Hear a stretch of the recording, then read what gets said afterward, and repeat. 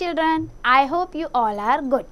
Today we are going to discuss the other topic of SST, that too categorized in history, your chapter number 7, the Mughal policy.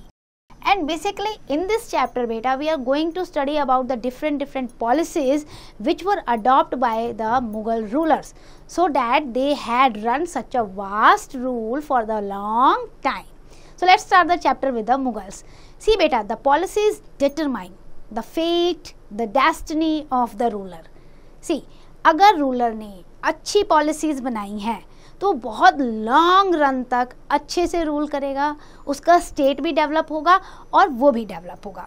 सो इसीलिए हम कहते हैं ना, these were the able ruler और efficient ruler. क्यों? क्योंकि उन्होंने अच्छी पॉलिसीज़ फॉर्मुलेट की सो डैट उनका स्टेट अच्छे से आगे डेवलप कर सके. Same as happen with the Mughal empire. Akbar became a popular ruler on the basis of his policy of harmony and tolerance. जो पॉलिसी उसने बनाई ना, उसे ये पता था India is a diverse country, और अगर यहाँ हर डाइवर्सिटी को, हर कल्चर और ट्रेडिशन को मैं ब्रोकअप करके अपने कल्चर और ट्रेडिशन को लगाऊंगा, so quite not possible to rule such a vast country. So that's why he had adopted the tolerance policy which helped him in expansion and prosperity of his empire. While Aurangzeb, he grew very unpopular. Why? Because he did not do so. He hadn't followed any tolerance policy while he started to suppress the non-Muslim, which shrank his empire. So that's why there was a difference between the Akbar and the Aurangzeb. Let's study the one case study, that is Akbar's administration. अब अकबर ने कैसे administer किया अपने state को, इसका source of information क्या है, हम कैसे कह सकते हैं कि उसने इस तरीके से रूल ओवर किया होगा. So we are having various source of information बेटा. The main source of information about Akbar's rule is the Akbarnama. और अकबरनामा जो थी वो अकबर की बायोग्राफी थी, and it was written in 3 volume. 3 volume में लिखी गई है ये अकबरनामा, और किन्होंने लिखी है? अबुल फजल ने लिखी है. Now the first volume that tells us about the Akbar's ancestors, जो भी अकबर के पूर्वज रहे ना, उनके बारे में दिया है. Then second volume is about the chronology of Akbar reigns. Akbar के शासन के टाइम पे जितने भी इवेंट्स हुए ना, वो सीरियल वाइज उसमें मेंशन है. Then the third volume has been named Aine Akbari, which is very famous, and it deals with his administration, household, army, revenue, geography and other aspects of the Akbar life. So ये जो third volume था ना आपका अकबरनामा का, आईने Akbari, it is very much famous in the history and proved a various source of information. Now it also includes the statistical data about crops, prices, wages and revenue. Jahangir जो उनके सन थे ना अकबर के, उन्होंने भी अपने फादर की पॉलिसी को ही अडॉप्ट किया था सो डैट वो अच्छे से रूल ओवर कर सकें. And he has also written his autobiography, that is Tuzuk-e Jahangiri. ये उन्होंने खुद लिखी थी because it is autobiography. Now let's move to the royal court. अगर हम रॉयल कोर्ट की बात देखते हैं बेटा, so the Mughal ruler was the principal authority in the state. उन्होंने हमेशा अपने आप को ऊपर रखा है, यानी most of the power remain in the hand of Mughal rulers.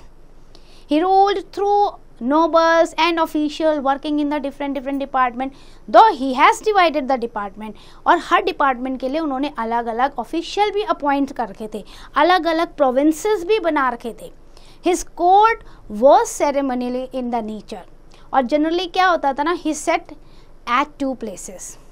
एक तो उसने बना रखा था दीवाने खास. दीवाने खास जो था that is the hall of private audience. खास वर्ड है ना, जो उसके प्राइवेट इंडिविजुअल जो ग्रुप हैं जिनसे वो मिलना चाहता है, वो खास लोग, तो उनके लिए दीवाने खास था. फिर वो मीट करता था लोकल लोगों से, अपनी प्रजा से.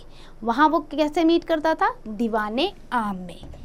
दीवाने Aam the hall of public audience. So वहाँ लोगों की बातें वो सुनता था, उनकी प्रॉब्लम्स को देखता था, समझता था and then find out the solution for that. So इस तरीके से अकबर ने अपने 2 बैठने की जगह बनाई थी, एक दीवाने खास जहाँ वो अपने नोबल से, अपने मिनिस्टर से बात करता था अबाउट द रीन, एंड दीवाने आम जहाँ वो लोकल लोगों से बात करता था। The Persian tradition of sijda it was followed in Akbar's court. सिजदा क्या होता है बेटा?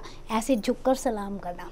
तो ये पर्शियन ट्रेडिशन है और ये अकबर ने अपने रॉयल कोर्ट में भी फॉलो किया कि जो भी आएगा वो पहले सिजदा करेगा। द रॉयल कोर्ट टाइम्स वो स्पेसिफाइड फॉर डिफरेंट एक्टिविटीज़। अच्छा, स्ट्रिक्ट था वो, उसने ना हर टाइम फिक्स कर रखा था हर एक्टिविटी के लिए। जैसे रीडिंग आउट रिपोर्ट्स, तो रिपोर्ट्स को रीडिंग आउट करने का अलग टाइम पीरियड है, उस समय ये रिपोर्ट्स जो हैं पढ़ी जाएंगी। प्रेजेंटेशन ऑफ द मैसेंजर, क्या लेकर आए हैं मैसेंजर अपने आप, कौन सा संदेश लेकर आए हैं, क्या कह रहा है दूसरे देश का राजा, या क्या प्रॉब्लम है, उसको प्रेजेंट करने का अलग टाइम होता था। And then punishment, trial for the criminals, उसका टाइम अलग होता था। तो इस तरीके से उसने अलग अलग एक्टिविटीज़ के लिए डिफरेंट टाइम्स को स्पेसिफाई कर रखा था। Whenever the ruler needed to move out of the capital, his court moved with him. ये एक सबसे डिस्टिंक्ट क्वालिटी थी अकबर के रूल की, यानी कि अगर अकबर को ये लगता था कि मुझे अब अपनी कैपिटल से बाहर जाना है किसी भी काम से, चाहे लड़ाई से, चाहे कहीं वो घूमने जा रहा है, यात्रा करने जा रहा है, किसी भी कारण से, तो क्या होता था, उसका कोर्ट भी उसके साथ साथ घूमता था। कोर्ट का मतलब ये नहीं कि आप बिल्डिंग उठा के रख दोगे, नहीं, जो ऑफिशियल्स होते थे वो भी उसके साथ साथ जाते थे। Eight this time it was held in huge tent. अब क्या करता था, वो कैंप लगाता था, टेंट टाइप के लगाता था रास्ते में जहाँ भी रुकता था, और वहीं उसका रॉयल कोर्ट चल जाता था और वही टाइम पीरियड फिक्स कर दिए जाते थे। क्यों भाई, उस समय दूसरी जगह ट्रैवल करने में बहुत लंबा समय लगता था, इसलिए वो अपने कोर्ट को साथ में लेकर चलता था। And that's why Mughal cities is also known as camp city, क्योंकि मोस्ट ऑफ द टाइम तो इनका कैंप और टेंट में ही बीता है, जगह जगह एक्सपीडिशन करते रहते थे। So at this time it was held in the huge tent and very elaborate arrangement were made wherever the ruler moved. तो ऐसा नहीं था कि सिंपल सा टेंट लगाया और उसमें उसने रॉयल कोर्ट की सारी एक्टिविटीज़ को स्टार्ट कर दिया, नहीं, बिल्कुल ऐसी फील आती थी कि वाकई में रियल रॉयल कोर्ट है, पूरा उसी तरीके से अरेंजमेंट किया जाता था। अब अगर हम बात करें सिविल एडमिनिस्ट्रेशन की, so the ruler delegated different department to the different officials और नोबल्स, सबको अपॉइंट कर रखा था उसने। Then the important departments were those of the वजीर। सबसे इम्पॉर्टेंट जो डिपार्टमेंट होता था वो वजीर के पास होता था, यानी आप ये समझ सकते हो prime minister of the court. Then उसके बाद दीवान आते थे। दीवान जो होते थे वो रेवेन्यू मिनिस्टर होते थे, यानी उनको टैक्स कलेक्ट करना होता था। After that the Mir Bakhshi. Mir Bakhshi जो होते थे वो मिलिट्री पे मास्टर होते थे, यानी कि जो मिलिट्री में जितने भी सोल्जर्स हैं उनकी पेमेंट मीर बख्शी साहब करते थे। आफ्टर दैट द खाने सामन, ये भी बेटा आपकी एक इम्पॉर्टेंट पोस्ट है, खाने सामन। खाने सामन का काम क्या होता था, पूरा चार्ज होता था उनका रॉयल हाउस होल्ड का। After that another department was सदर सुदूर, in charge of revenue, income and expenditure, and the last was Qazi, chief justice. So इस तरीके से वेरियस एक्टिविटीज़ के लिए इन्होंने अलग अलग डिपार्टमेंट, नोबल्स और ऑफिशियल अपॉइंट कर रखे थे। The empire was divided into subas, जैसे आज देश जो है स्टेट में डिवाइड है ना इंडिया, सेम ऐसे उस समय जो मुगल एम्पायर था उसको सूबास में डिवाइड किया गया था, like provinces, and each subas were under the charge of subedar. तो ये आपको याद रखना है कि पूरा एम्पायर सूबे में डिवाइड किया और सूबे का जो इंचार्ज होता था वो सूबेदार, प्रेजेंट डे में आप कह सकते हो गवर्नर जिन्हें कहते हैं। सो जनरली जो ये सूबेदार होते थे वो प्रिंसेस ही होते थे, अपनी फैमिली के ही मेंबर, क्योंकि बहुत हाई पोस्ट होती थी तो उन्हीं को जनरली ये पोस्ट दी जाती थी। Then Subedar enjoyed a fair amount of autonomy but had to act under the overall authority of the emperor. तो ये जो सूबेदार होते थे इन्हें पूरी फ्रीडम दी जाती थी अपनी एरिया में आपने कैसे रूल ओवर करना है, but at last they were under the control of emperor. Subas were divided into sarkar और डिस्ट्रिक्ट, आप कह सकते हो भाई जैसे आज स्टेट हैं, स्टेट्स के डिस्ट्रिक्ट होते हैं, उसी समय सूबा को भी इन्होंने सरकार में डिवाइड कर रखा था। देन परगनास, तहसील और ब्लॉक कह सकते हो, तो इस तरीके से डिवीजन था। Then under a pargana there were a number of villages, एक परगना में बहुत सारे गांव होते थे। A kotwal was responsible for the overall administration and law and justice in the pargana. So इसका मतलब परगनाज में भी उन्होंने चीफ बैठा रखा है, that is known as Kotwal. Now Kotwal also maintained records about the people and the trade practices such as weight है, measurements है, कैसे हो रहा है उस परगने में सारा काम, उन सब की रिपोर्ट कोतवाल अपने पास रखता था। After that we are going to discuss about the revenue administration. Revenue बेटा देखो, it is the main source of income. किसी भी देश के लिए, किसी भी रूलर के लिए मेन सोर्स ऑफ इनकम क्या होता है? Revenue, tax. So during the Mughal period revenue was charge on trade, craft, cultivation, मतलब अलग अलग चीज़ों पे इन्होंने रेवेन्यू लगा रखा था। In addition taxes were charged on the other activities also, like आप तीर्थ यात्रा करने जा रहे हो वहाँ पे भी टैक्स लगेगा। जजिया टैक्स इन्होंने लगा रखा था, नॉन मुस्लिम पॉपुलेशन पे उन्हें देना पड़ता था।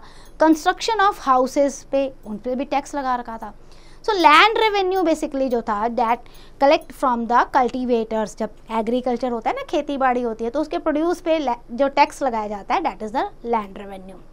अब वो इन्होंने फिक्स कर रखा था, that was 1/3 during the Akbar's time. जितना भी प्रोडक्शन हुआ है उसका 1/3 प्रोड्यूस जो है वो राजा के दरबार में जाएगा एज ए टैक्स। ये अकबर के टाइम का है, which was gradually increase to 1/2 during the Aurangzeb rule. Aurangzeb ने यही गलती की, उसने क्या किया, 50% टैक्स लेना शुरू कर दिया। The jagirs were given to the princes and nobles who were responsible for the collection of the tax. तो ये जागीर सारी की सारी जो है प्रिंसेस को दी जाती थी ताकि वो अच्छे से टैक्स को कलेक्ट कर सकें। एंड इवन ये टैक्स जो है बेटा वो तो पेमेंट ऑफ आर्मी के लिए भी जाता था। Jagirdar collected tax, deducted his salary and deposited the balance with the central treasury। तो कैसे करते थे जागीरदार, अपनी सैलरी रख ली, अपना खर्चा पानी रख लिया, उसके बाद जो बचा हुआ है वो सेंट्रल ट्रेजर में भेज दिया जाता था। So jagirdar post was not hereditary, the ruler could recall it, transfer it. ऐसा नहीं है कि मैंने आपको ये एरिया दे दी और आप परमानेंट यहीं के जागीरदार हो गए, इंचार्ज हो गए, नहीं, इसको कभी भी हटाया जा सकता था, कभी भी दूसरी जगह भेजा जा सकता था, ट्रांसफरेबल थी। An important development during the Akbar's rule was that a new bamboo device of fixed length was taken as a unit of land revenue. क्या करते थे, एक बैम्बू ले लेते थे, उससे मेजरमेंट करते थे लैंड का, फिक्स डिवाइस बना रखी थी उन्होंने। Land revenue was fixed on a 10-year average and was classified into 3 categories. अब नाप लिया उन्होंने, बैम्बू से इतना ज़मीन है इनके पास, उसके बाद क्या करते थे, उस ज़मीन को मेजर करते थे कि भाई कितनी फर्टिलिटी है, कितनी नहीं है। अकॉर्डिंग टू डैट 10 ईयर के लिए on an average revenue fix कर दिया जाता था। अब उसको वो क्लासीफाई करते थे 3 कैटेगरी में। अच्छा, ये ज़मीन गुड है, ये एवरेज है, ये बैड है, इस पर कुछ खेती नहीं हो सकती, इस तरीके से कैटेगराइज करते थे। अब this system was developed by Raja Todarmal, इसीलिए लोग ना खुश थे उनसे, क्योंकि राजा टोडरमल जो थे उस समय रेवेन्यू का पूरा देखते थे अकबर के टाइम पे। सो उन्होंने ही अकबर को ये बोला था कि अगर हम सबके ऊपर एक जैसा टैक्स लगा देते हैं so that is not fair, क्योंकि ज़मीनें अलग अलग तरीके की होती हैं, कहीं पे प्रोडक्शन ज़्यादा होती है, कहीं पे कम होती है। तो first we need to categorise the land, और उन्होंने ऐसे कैटेगरी बनाई, उसके बाद उसके अकॉर्डिंग उन्होंने टैक्स को इस्टेब्लिश किया। तो Raja Todarmal he was a main diwan, so it was called Todarmal's bandobast, कि ये टोडरमल ने बंदोबस्त किया था और अरेंजमेंट किया था। अब आते हैं मिलिट्री एडमिनिस्ट्रेशन पे। So it was very important feature of Mughal administration, क्योंकि मिलिट्री एक्सपीडिशन तो इन्होंने बहुत ज़्यादा किया है। And it was under the मनसबदारी system. मनसबदारी system होता है रैंक सिस्टम, यानी कि आपकी जैसी रैंक है ना उसके अकॉर्डिंग आपको जो है फैसिलिटीज़ मिल रही हैं। अंडर इट अ नोबल और ऑफिसर वॉज गिवन अ मनसब। भाई सारे ऑफिसर्स को रैंक दिए गए हैं, आज भी देते हैं मिलिट्री में रैंक। अब वो जो रैंक दिए जाते थे उन्हें मनसबदार कहा जाता था। His status and salary as per the number of zat, कि उनके पास कितने फुट सोल्जर्स हैं, कितने सवार हैं, कैवेलरी हैं, and that he was required to maintain, उसके अकॉर्डिंग उनकी सैलरी जो है बनाई जाती थी। His salary was calculated in cash but was paid in form of jagir और लैंड ग्रांट ऑल्सो। कैश में बना दी, लेकिन भाई बहुत अच्छा काम किया है, बहुत अच्छे सवार हैं उनके पास, बहुत अच्छे फुट सोल्जर हैं उनके पास, तो फिर क्या करते थे, जागीर कि कैश में दिया, अच्छा इतनी आती कैश तो इतनी की जागीर, इतना ज़मीन जो है इन्हें ग्रांट कर देते हैं। A mansabdar realize land revenue from the jagir and deposit it with the central treasury after deducting the salary. Same वही, उनके पास पूरी लैंड आ गई, उस पर उन्होंने काम कराया, खेती हुई, अपनी सैलरी निकाल ली, अपना खर्चा पानी निकाला, बाकी राजा को दे दिया। So thus the mansabdar was also a jagirdar, यानी जागीरदार तो थे ही, अपार्ट फ्रॉम डैट मिलिट्री में जो मनसबदार होते थे उन्हें भी मिल रही हैं जागीरें, उन्हें भी मिल रही हैं लैंड, तो वो भी एक तरीके के जागीरदार हो गए। A mansabdar was allowed to have from 10 to 5,000 soldiers, मतलब एक मनसबदार के पास इतनी अथॉरिटी होती थी कि वो 10 से 5,000 सोल्जर्स के बीच में अपने पास रख सकता है। हाँ, प्रिंसली जो स्टेट्स थे जिनमें प्रिंसेस बने हुए थे गवर्नर, उनको अधिकार था कि वो लार्ज आर्मी रख सकते हैं, but that too not beyond 10,000 soldiers. यानी प्रिंस जो राजकुमार थे उनके पास भी इतना अधिकार था कि 10,000 तक सिपाही आप रख सकते हो, उससे ज़्यादा नहीं। अभी जो पोस्ट होती थी ना बेटा मनसबदार की, ये हेरिडिटरी नहीं थी, पास ऑन नहीं होती थी जनरेशन टू जनरेशन, बल्कि ये आपके टैलेंट और स्किल पे बेस्ड थी। अगर आप अच्छा काम कर रहे हो तो वहाँ उनकी प्रमोशन भी होती थी, अगर आप अच्छा काम नहीं कर रहे हो तो उनकी डिमोशन भी होती थी। इसलिए मनसबदार को हमेशा अवेयर रहना पड़ता था अपनी परफॉर्मेंस को लेके। Even mansabdar often resided in the rulers governors court only, collected the revenue from their soldiers. Beginning में क्या था, ये मनसबदारी सिस्टम बहुत एफिशिएंटली चला, लेकिन with the passage of time Aurangzeb का जैसे ही रीन आया ना, वहाँ पे गड़बड़ हो गई, क्योंकि वहाँ पे औरंगजेब ने क्या किया, उन्होंने सप्रेशन करना शुरू कर दिया नॉन मुस्लिम पॉपुलेशन का, तो बहुत ज़्यादा रिवॉल्ट हुए। So it degraded and caused a lot of problem for the farmers and as well as the mansabdar also, मतलब कोई भी खुश नहीं था। सो इनकम सोर्स जो है डाउन होना शुरू हो गया। In addition to the army under mansabdar, the emperor had a large army. ऐसा नहीं है कि इन मनसबदार के पास आर्मी है इसी को यूज़ करेगा राजा, नहीं। जो शहनशाह बादशाह होते थे ना, उनके पास अपनी पर्सनल बहुत बड़ी आर्मी होती थी जो उनके डायरेक्ट कंट्रोल में थी और जो उसे कभी भी यूज़ कर सकते थे। इसीलिए ये जो मुग़ल रूलर थे ना, कभी भी मनसबदारों पे डिपेंड नहीं रहे हैं। That's why they were powerful. It had been put down any revolt by mansabdar. इसीलिए अगर किसी मनसबदार ने कोई विद्रोह किया, कोई रिबेल, कोई क्रांति, तो इनकी इतनी बड़ी आर्मी है, वो उसे सप्रेस कर देती थी। The Mir Bakhshi was responsible for maintaining the records of all soldiers. कितने सोल्जर्स को रिक्रूट किया, कितने मारे गए, कितने डिपॉजिट हुए, डिपॉजिट मतलब ये नहीं कि जमा कर दिए, कितने आए अंदर आर्मी में, और कितने हॉर्सेस लिए गए, कितने जो है मारे गए युद्ध में, हर चीज़ का रिकॉर्ड ये रखता था मीर बख्शी।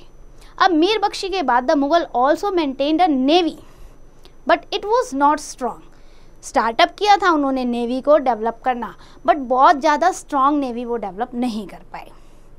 मिलिट्री स्ट्रेटेजी की बात करें तो Mughals undertook a large number of military campaign, बहुत ज़्यादा एक्सपेडिशन उन्होंने किए हैं, बहुत ज़्यादा बैटल्स उन्होंने लड़ी हैं। Normally they deployed a large force for the enemy. उनका यही होता था कि भाई सामने वाली जो आर्मी है, जो दुश्मन है, उसके सामने एक बहुत बड़ी फौज खड़ा कर दो, पहले ही डर जाए। But it was not always possible. They made use of cannons and gun powder also. उन्होंने यूज़ किया है, गन पाउडर को यूज़ किया है, और जो आपकी तोपें होती हैं उनको भी यूज़ किया है। Babur had won the battle of Panipat because of the cannon. अगर आपको याद है ना, उन्होंने तोपें चलाई थी, इस वजह से वो जीत पाए अब्राहम लोधी से। During a battle the army was normally divided into 4 parts. एक स्ट्रैटेजी बनाई जाती थी, पूरी आर्मी को 4 हिस्सों में डिवाइड किया जाता था, front middle, then rear middle, left and right. इस तरीके से 4 पार्ट बनाए जाते थे आर्मी के।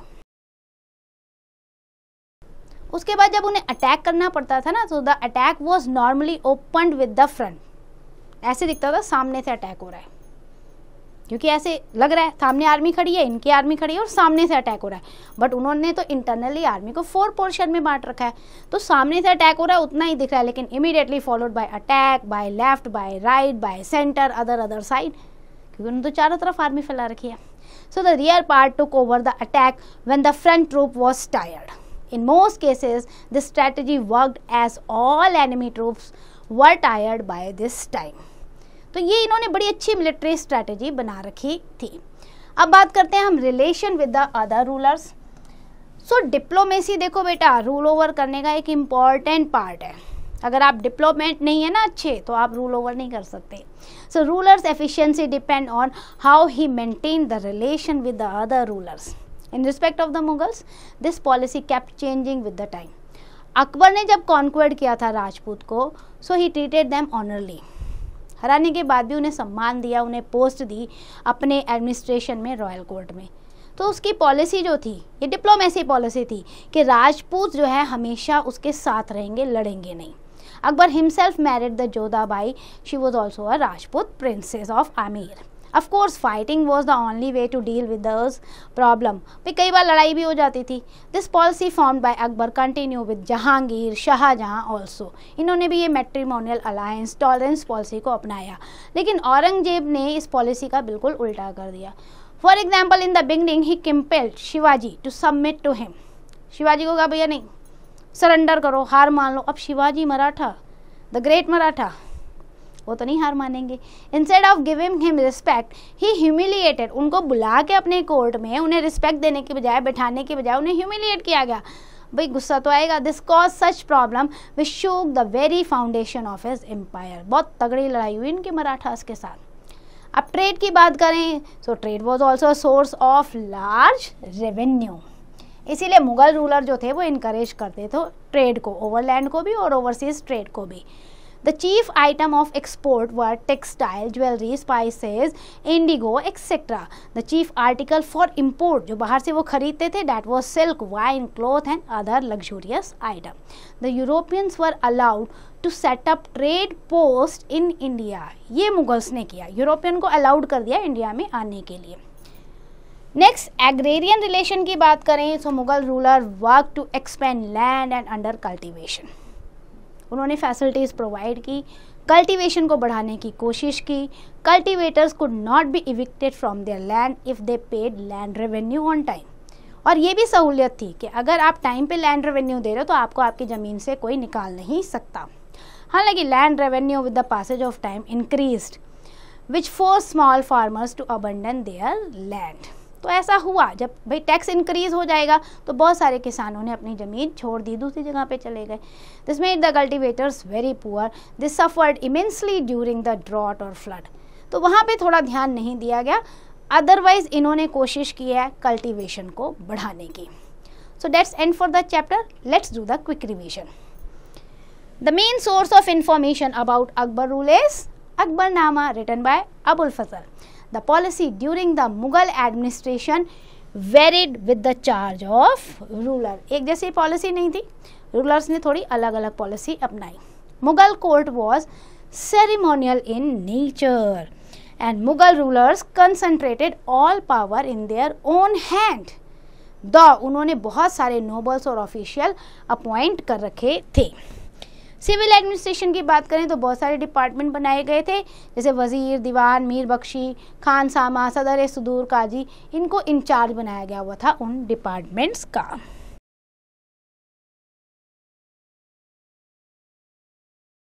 Then jagirs were assigned to nobles and jagirdar mansabdar for collection of land revenue and maintenance of army.